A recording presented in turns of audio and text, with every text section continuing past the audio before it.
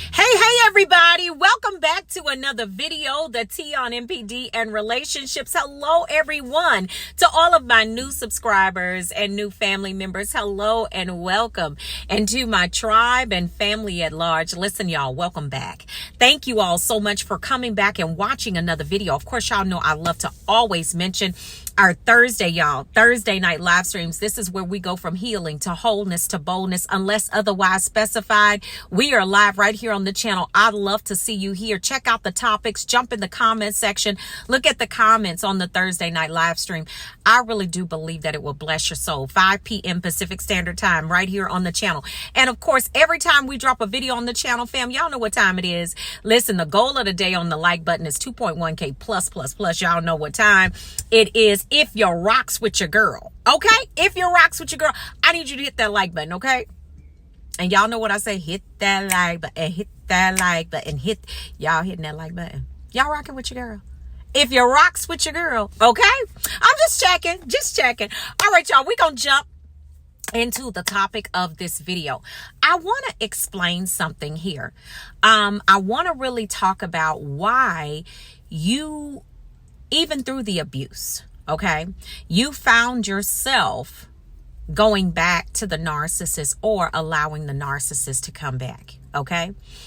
There is a method to the madness, okay? And there is a reason why that happens. And a lot of times we don't understand the spiritual implications of being with someone like a narcissist, okay? We don't understand the spiritual implications behind it. So in this video, what I'm going to do is I'm going to explain some things as to why, even though you knew that the situation was bad, you knew that the narcissist was abusing you, you knew that basically you were in a parasitic relationship, but you just couldn't shake yourself. You know what I'm saying? You couldn't shake yourself. You couldn't shake it for, you were just like, what is happening?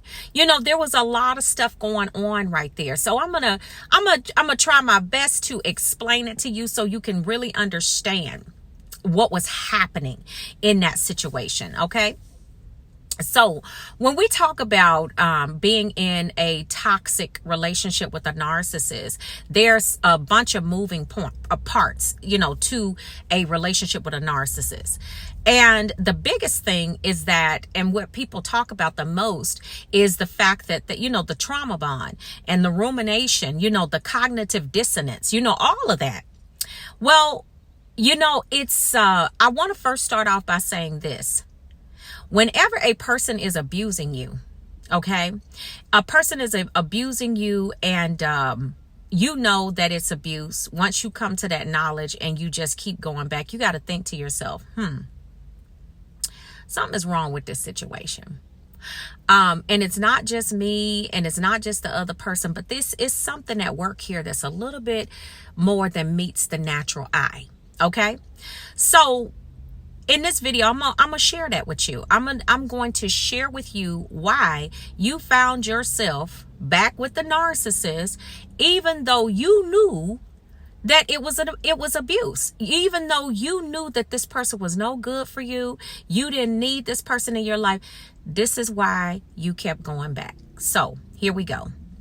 First of all, it's unnatural for you to want to be in a abusive situation or relationship.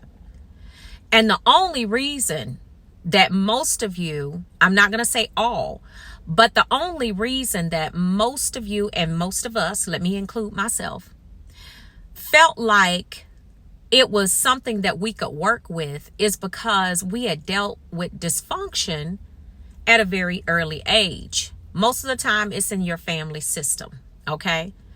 Most of the time there was a narcissist or a very controlling individual that was a caretaker or perhaps a parent of yours. And it was a situation that was just toxic, okay? And so when the narcissist came along, we didn't see it as something that was just so out of scope or out of the norm because it was familiar to us. Let me just put it like that. It was familiar. So when something is familiar to you, it doesn't really raise a red flag, so to speak, when a person is behaving unseemly. You just think that maybe the person is just having an issue. Maybe it's something that they need to do, they need to get done. Or they need to work on themselves, and you can help them with that. But to your surprise, there was nothing you could do to help this bird because they have a personality disorder that is ingrained in their minds and it's not going to change. So that being said, it's very unnatural for you to be attracted or to continue to go back to a situation that is literally destroying the core essence of who you are. So what you have at work here, let me go ahead and break it down. The trauma bond basically is what we become addicted to. And the trauma bond is like the highs and the lows of the relationship. You shared your trauma, the narcissist shared their trauma, and you bonded over the traumas that you all had experienced, okay? Not understanding that this person was going to take your traumas and the things that you had gone through in life and use them against you, right? And they were going to use them as a mechanism for abuse themselves. Because what they do is they find out all of your information, they compute it in that demonic brain of theirs, and then that thing starts to spit out manipulative ways and patterns that this narcissist can abuse you, right? Now, you don't know that all of this is going on because you don't understand that it's spiritual. You don't understand that. So when you're going through the motion and you're going through the highs and lows of these relationships, you got to understand that when a narcissist locks in on you and you begin to go through those cycles of the love bomb, the devalue and discard, what happens is in your mind becomes accustomed to the highs and the lows, the love bomb, the devalue, discard. Some of y'all gonna testify that some of y'all waited to get into the devaluation stage and the discard so you could go back and make up and go through the love bomb. That's how sick it is. This is how you know it's demonic. Okay, because it is very unnatural for you to gravitate or to want to go back to something that is literally, it's destroying who you are. And the enemy knows that. And the narcissist knows it too. They may not know exactly what's going on, but they do know that they have some type of supernatural control over you that makes you want to continue to come back over and over and over again. So what is going on here is spiritual.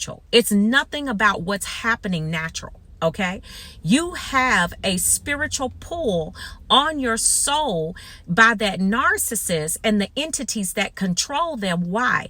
Because most of us, and I say it all the time, most of us, when we got with that narcissist, we didn't understand the level of evil that we were dealing with. We didn't understand that this person was not our friend. We did not understand that this narcissist and, all of the stuff that they came with wasn't going to be beneficial. It was not going to be helpful to us. As a matter of fact, it was going to literally destroy who we were. We didn't understand that. Now, because we didn't understand it, the narcissist took full advantage. And so you don't understand that is an unnatural pull, but that's why you felt yourself craving them and wanting them, is because you were dealing with an evil that was it was way more manipulative, ancient, old, demonic forces that were literally at play in your life. Okay, you didn't know which way. Some of y'all didn't know whether you were coming or going, and those spirits, they understand that. And so the narcissist had already pulled you away from your prayer life, your fasting, your word, all of that, because that's what they do. They come in to basically pull you away from your spiritual grounding and your relationship with the Most High. So once they pull you away from that, you're open prey for them. Why? Because you don't have any weapons to fight with, right? It wasn't until you had enough of the abuse that you understood, okay, something's wrong here. Something is really wrong, and I'm gonna have to go back and figure out what's happening. Because if I don't change this, or if I don't do something about this person in my life, then it's possible that I'm not gonna have I'm not going to be worth anything once they're done with me. But this is what you experienced. You know, this is that unnatural pull. It's because it's spiritual. It was a spiritual thing that happened to you, that happened to me. It was unnatural. It was confusing. It was mind blowing. And you were sitting there like, I cannot understand why I cannot shake this person. And I tell y'all, especially on our Thursday night live streams, if it's not natural, then it's supernatural. If it's not natural, then it's unnatural. And if it's unnatural, that means that it's spiritual. And so this is why you kept returning back to the narcissist. This is why you couldn't shake them. You know what I'm saying? You just couldn't shake it because your defenses were down physically, emotionally, and spiritually. The narcissist had disarmed you on every side. Through the love bomb, you trust in this demon, and you didn't even understand what was happening. But this is why you found yourself, and I found myself going back over and over again. Why? Because this is what happens when you are defenseless spiritually and you don't understand mentally and emotionally what type of manipulation and what type of spirit of manipulation you're dealing with. Those spirits that work within that whole manipulation group. You see what I'm saying? So it wasn't just that you had lost your mind. You know what I'm saying? It was the fact that when a narcissist comes in and they disarm you mentally, spiritually, emotionally, when they disarm you like that, what they do is they release in your life what we call mind blocking and mind blinding spirits, along with other things. So it blinds you to the abuse. You know that it's abuse, but you can't do anything about it because you're also suffering from mind pollution as well, from the lack of sleep, the sleep deprivation, you know, all of the manipulative ups and downs that the narcissist takes you through in the relationship. This is why. So, you know, I wanted to put this out here because I want y'all to understand that it wasn't that you had lost your mind or you were crazy. It wasn't that at all. It was the fact that you were dealing with something that was way more powerful than you on your own. See, in order to get away from a person like this, and in order to win and to really heal and move on and to become whole, you got to harness a power that's greater than what the narcissist possesses. And that's the power of the Holy Spirit. That is the power of the Most High God. That's the only way you're going to be able to get, because you got to understand that narcissistic abuse is spiritual warfare, number one.